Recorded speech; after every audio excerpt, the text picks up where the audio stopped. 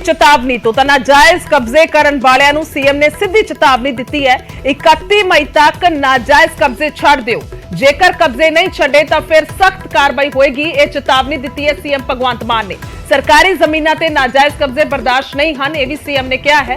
31 मई तक का अल्टीमेटम दिता है। 31 मई तक की चेतावनी दी है कि नाजायज कब्जे छड़ दिते जान और जेकर नाजायज कब्जे नहीं छड़े गए तो फिर सख्त कार्रवाई होएगी, सख्त कार्रवाई अमल च लियांदी जाएगी। तो दस दईए कि शामलाट जंगलात विभाग और इस तो इलावा पंचायती ਜਿਹੜੀਆਂ ਜ਼ਮੀਨਾਂ ਨਾਜਾਇਜ਼ ਕਬਜ਼ੇ ਜਿਨ੍ਹਾਂ ਤੇ ਕੀਤੇ ਹੋਏ ਨੇ ਉਹਨਾਂ ਨੂੰ ਛੱਡ ਦਿੱਤਾ ਜਾਏ। ਇਹ ਚੇਤਾਵਨੀ ਦਿੱਤੀ ਗਈ ਹੈ ਸੀਐਮ ਭਗਵੰਤ ਮਾਨ ਦੇ ਵੱਲੋਂ।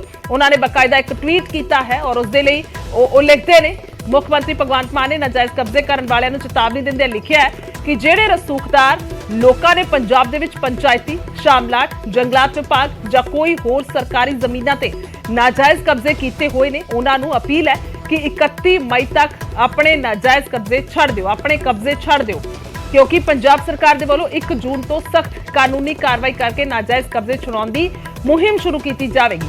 तो ट्वीट किया है भगवंत मान ने सीएम दे वालों सख्त चेतावनी दी गई है उन्हां लोकां नूं जिन्हां ने नाजायज कब्जा किया हुआ है, भावें वो जमीन जंगलात विभाग की होवे, भावें पंचायती जमीन होवे, भावें शामलाट जमीनां होण। तो यह सब नूं लैके चेतावनी दी गई, एक अल्टीमेटम दिता गया है 31 मई तक का और बकायदा उसके लिए ट्वीट किया है भगवंत मान ने सीएम ने और यह क्या है कि 1 जून तो सख्त कार्रवाई अमल च लियांदी जाएगी जेकर 31 मई तक ना छड़े गए नाजायज कब्जे। तो सीधी यह चेतावनी है सीएम की। कब्जा धारकों को सीएम की दो टूक है, उन्होंने साफ तौर पर कह दिता है कि नहीं तो सख्त कार्रवाई होएगी, 1 जून तो सख्त कार्रवाई होएगी।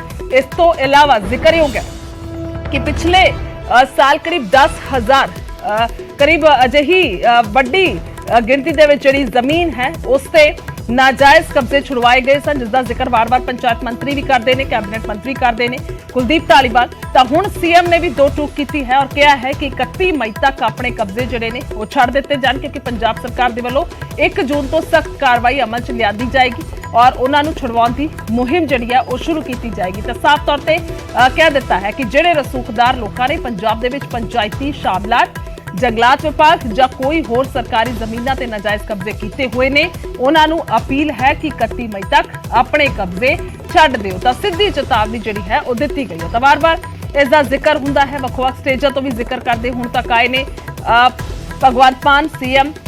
पंकज कपाही मेरे सहयोगी फोन लाइन ते ने। पंकज की कुछ जानकारी है? हालांकि ट्वीट करके सीएम भगवंत मान ने यह चेतावनी दी है कब्जा धारकों नूं।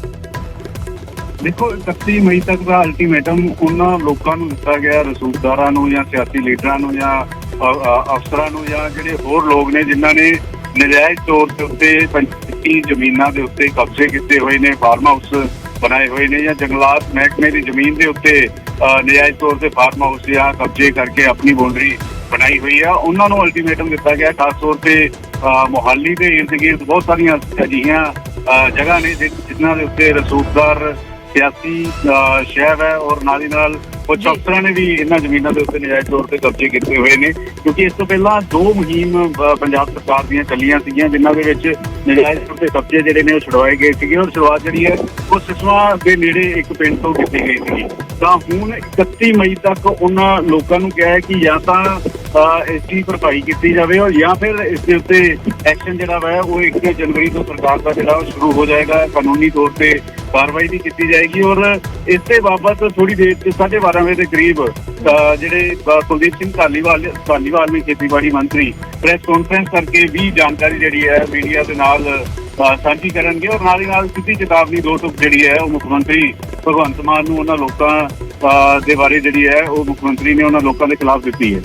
जी ठीक है, बहुत बहुत शुक्रिया तमाम जानकारी लिए पंकज। तो सीएम ने अल्टीमेटम दिता है, चेतावनी दी गई है।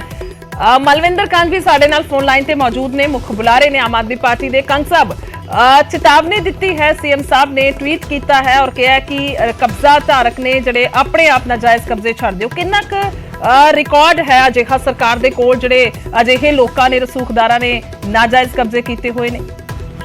गुरजोत, देखो ये गल तो बड़ी स्पष्ट है कि पिछले कई सालों तो पंजाब च जिहड़ी सत्ताधारी लोग रहे या सत्ता का हिस्सेदार है या रसूखदार है या प्रभावशाली सी, उन्होंने दुर्वरतों ताकत ही करके किते ना किते जिहड़े ਸਟੇਟ ਦੇ ਰਿਸੋਰਸ ਹੈ, ਪੰਚਾਇਤ ਦੇ ਰਿਸੋਰਸ ਹੈ, ਜੰਗਲਾਤ ਦੀ ਜ਼ਮੀਨ ਹੈ, ਉਹਨਾਂ ਨੂੰ ਨਜਾਇਜ਼ ਕਬਜ਼ੇ ਕੀਤੇ ਹੋਏ ਆ।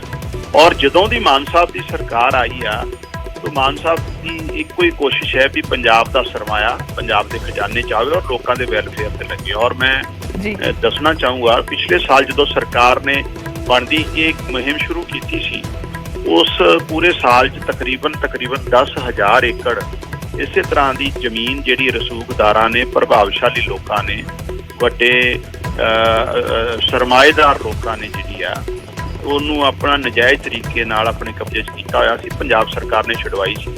ਔਰ ਇਹ ਜ਼ਮੀਨ ਦਾ ਜਿੱਥੇ ਪੰਚਾਇਤ ਦੇ ਵੈਲਫੇਅਰ ਤੇ ਪੈਸਾ ਲੱਗੂਗਾ, ਔਰ ਤੇ 33% ਗਰੀਬਾਂ ਦੀ ਹਿੱਸੇਦਾਰੀ ਹੈ। ਜਿਹੜੇ ਲੋਕ ਹੈ ਭਾਈਚਾਰਾ ਸਾਡਾ, ਉਹਨਾਂ ਦਾ 33% ਹਿੱਸਾ ਇੱਥੇ ਬਣਦਾ। ਸੋ ਇਸ ਸਾਲ ਫਿਰ ਕਿਉਂਕਿ ਆਹੀ ਦਿਨ ਹੁੰਦੇ ਜਦੋਂ ਜ਼ਮੀਨ ਖਾਲੀ ਹੁੰਦੀ ਆ, ਤਾਂ ਮੁੱਖ ਮੰਤਰੀ ਜੀ ਨੇ ਫਿਰ ਆਪਣੀ ਉਸੇ ਮੁਹਿੰਮ ਨੂੰ ਅੱਗੇ ਵਧਾਇਆ ਕਿ ਤਾਂ ਕਿ ਦੇਖੋ ਇਹ ਜਿਹੜੀ ਚੱਲਦੀ ਰਹੀ ਹੈ ਰਵਾਇਤ, ਸਰਕਾਰ 'ਚ ਆ ਕੇ ਨਜਾਇਜ਼ ਕੰਮ ਇਸ ਤਰ੍ਹਾਂ ਦੇ ਕਰਨ ਦੀ, ਦੁਰਵਰਤੋਂ ਦੀ, ਉਹ ਹੁਣ ਨਹੀਂ ਚੱਲਣੀ। ਔਰ ਇਹ ਮੈਂ ਤੁਹਾਡੇ ਦਰਸ਼ਕਾਂ ਨੂੰ ਦੱਸੂਗਾ, ਜਦੋਂ ਦੀ ਮਾਨ ਸਾਹਿਬ ਦੀ ਸਰਕਾਰ ਆਈ ਆ, ਪਹਿਲਾਂ ਤਾਂ ਸਰਕਾਰ 'ਚ ਆ ਕੇ ਲੋਕ ਸਰਮਾਇਆ ਨੂੰ ਤਾਕਤ ਦੀ ਇਸਤੇਮਾਲ ਕਰਕੇ ਸਰਮਾਏ ਲੁੱਟਦੇ ਸੀ, ਹੁਣ ਉਹ ਛੁਡਵਾਏ ਜਾ ਰਹੇ ਆ। ਸੋ 31 ਮਈ ਤੱਕ ਦਾ ਟਾਈਮ ਦਿੱਤਾ ਹੈ ਮੁੱਖ ਮੰਤਰੀ ਜੀ ਵੱਲੋਂ ਵੀ ਜਿਨ੍ਹਾਂ ਨੇ ਪ੍ਰਭਾਵਸ਼ਾਲੀ ਲੋਕਾਂ ਨੇ, ਅਮੀਰਾਂ ਨੇ ਜ਼ਮੀਨਾਂ ਇਹ ਦੱਬੀਆਂ, ਜੰਗਲਾਤ ਮਹਿਕਮੇ ਦੀ ਜ਼ਮੀਨ, ਪੰਚਾਇਤ ਦੀ ਜ਼ਮੀਨ, ਸਰਕਾਰੀ ਜ਼ਮੀਨ, ਉਹ 31 ਮਈ ਤੱਕ ਦਾ ਟਾਈਮ ਦਿੱਤਾ। ਅਦਰਵਾਈਜ਼ ਉਸ ਤੋਂ ਬਾਅਦ ਜਿਹੜਾ ਆ ਇੱਥੇ ਸਰਕਾਰੀ ਕਾਨੂੰਨੀ ਤੌਰ ਤੇ ਵੀ ਜਿਹੜੀ ਕਾਰਵਾਈ ਫਿਰ ਸਰਕਾਰ ਮਜਬੂਰ ਹੋਊਗੀ। ਇਸ ਕਰਕੇ ਮੈਨੂੰ ਲੱਗਦਾ ਹੈ ਵੀ ਲੋਕਾਂ ਨੂੰ ਕੋਆਪਰੇਟ ਕਰਨਾ ਚਾਹੀਦਾ ਔਰ ਜਿਹੜਾ ਸਰਮਾਇਆ ਸਟੇਟ ਦਾ ਹੈ ਉਹ ਸਟੇਟ ਦੇ ਵਾਪਸ ਮੁੜਨਾ ਚਾਹੀਦਾ। ਜੀ ਠੀਕ ਹੈ, ਸ਼ੁਕਰੀਆ, ਧੰਨਵਾਦ ਹੈ ਗੱਲਬਾਤ ਕਰਨ ਲਈ। ਤਾਂ ਇਹ ਜਾਣਕਾਰੀ ਵੀ ਹੈ 12:30 ਵਜੇ ਦੇ ਕਰੀਬ ਪੰਚਾਇਤ ਮੰਤਰੀ ਕੁਲਦੀਪ ਧਾਲੀਵਾਲ ਵੀ ਪ੍ਰੈਸ ਕਾਨਫਰੰਸ ਕਰਨਗੇ ਔਰ ਉਹਨਾਂ ਦੇ ਵੱਲੋਂ ਵੀ ਜਿਹੜੀ ਪੂਰੀ ਵਿਸਥਾਰ ਦੇ ਨਾਲ ਜਾਣਕਾਰੀ ਇਸ ਬਾਬਤ ਦਿੱਤੀ ਜਾਏਗੀ, ਕਿਸ ਕਿਸਮ ਦਾ ਐਕਸ਼ਨ ਹੋਏਗਾ ਔਰ ਕੀ ਕੁਝ ਅਲਟੀਮੇਟਮ ਹੈ। ਤਾਂ ਸੀਐਮ ਭਗਵੰਤ ਮਾਨ ਨੇ ਟਵੀਟ ਕੀਤਾ ਹੈ ਔਰ ਟਵੀਟ ਵੀ ਤੁਹਾਨੂੰ ਦਿਖਾ ਰਹੇ ਹਾਂ। ਉਹ ਲਿਖਿਆ ਗਿਆ ਹੈ ਕਿ ਜਿਹੜੇ ਰਸੂਖਦਾਰ ਲੋਕਾਂ ਨੇ ਪੰਜਾਬ 'ਚ ਪੰਚਾਇਤੀ, ਸ਼ਾਮਲਾਟ, ਜੰਗਲਾਤ ਵਿਭਾਗ ਜਾਂ ਕੋਈ ਹੋਰ ਸਰਕਾਰੀ ਜ਼ਮੀਨਾਂ ਤੇ ਨਾਜਾਇਜ਼ ਕਬਜ਼ੇ ਕੀਤੇ ਹੋਏ ਨੇ, ਉਹਨਾਂ ਨੂੰ ਅਪੀਲ ਹੈ ਕਿ 31 ਮਈ ਤੱਕ ਆਪਣੇ ਕਬਜ਼ੇ ਛੱਡ ਦੇਣ, ਕਿਉਂਕਿ ਪੰਜਾਬ ਸਰਕਾਰ ਦੇ ਵੱਲੋਂ 1 ਜੂਨ ਤੋਂ ਸਖਤ ਕਾਨੂੰਨੀ ਕਾਰਵਾਈ ਕਰਕੇ ਨਾਜਾਇਜ਼ ਕਬਜ਼ੇ ਛੁਡਾਉਣ ਦੀ ਮੁਹਿੰਮ ਸ਼ੁਰੂ ਕੀਤੀ ਜਾਵੇਗੀ। ਤਾਂ ਇਹ ਅਲਟੀਮੇਟਮ ਸਰਕਾਰ ਦੇ ਵੱਲੋਂ ਦਿੱਤਾ ਗਿਆ।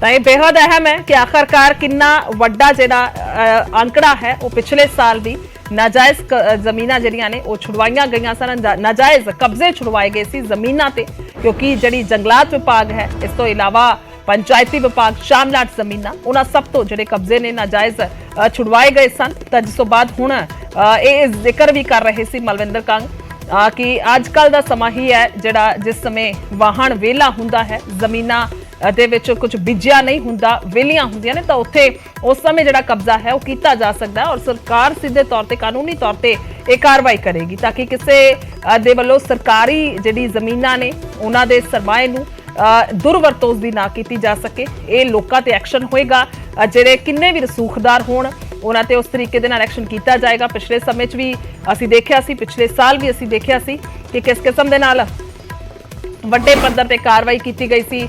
ਹਾਲਾਂਕਿ ਉਸ ਦੇ ਦੌਰਾਨ ਇਹ ਵੀ ਨਜ਼ਰ ਆਇਆ ਸੀ ਕਿ ਕਿਸ ਤਰੀਕੇ ਦੇ ਨਾਲ ਬਹੁਤ ਸਾਰੇ ਲੋਕ ਇਸ ਦਾ ਵਿਰੋਧ ਵੀ ਕਰ ਰਹੇ ਸਨ, ਕਾਫੀ ਕਈ ਥਾਈਂ ਪਰੇਸ਼ਾਨੀ ਵੀ ਕੁਝ ਝੱਲਣੀ ਪਈ ਸੀ ਪ੍ਰਸ਼ਾਸਨ ਦੇ ਲੋਕਾਂ ਨੂੰ।